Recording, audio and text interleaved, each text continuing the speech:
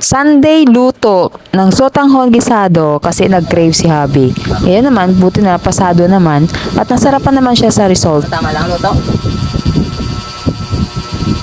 This is my own version, so medyo hindi ako expert sa pagluluto nito. So ito yung mga ingredients na nilagay ko. Sa baboy talagang before ko siya isalang, nilalagyan ko yan ng paminta at asin. So para nakamarinate siya for a few minutes lang. So inuna ko na lutuin ng scrambled egg at ito yung mga panggisa and carrots. And for the cabbage, bumili na lang ako ng pang chop suey. Red bell pepper na inihaw para mas masarap. So gumawa muna ako ng aswete oil para pampakulay mamaya sa sutanghon. So niluto ko muna yung taba para mag-render ito ng oil kasi igigisa ko yung baboy sa sariling mantika niyan. So, nung inalis ko na yung taba ng baboy, ang oil niya, yun ang ginamit kong panggisa.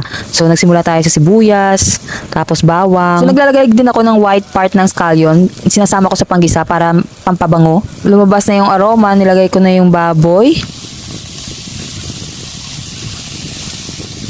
So, hinayaan ko lang yung baboy na magisa sa kanyang sariling mantika. So, ibabrown ko lang itong baboy na nilagay ko and then afterward, i-add na natin yung taba ng baboy. So, dito in-add ko na yung taba ng baboy. And then, of course, gisahin pa natin siya ng kaunti.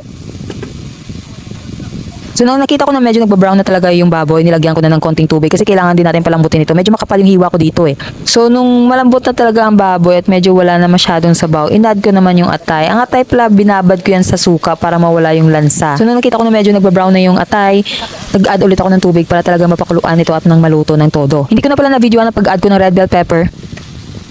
Continue lang yung pagpapakulo hanggang sa alam kong lutong-luto na yung atay. Mga after 2 minutes, hinalo ko na rin yung carrots kasi alam kong lutong-luto na yung atay. So yung medyo nagisa na yung tsura ng carrots, nag-add ako dito ng aswete oil para mag-start na magkulay ang mga sangkap.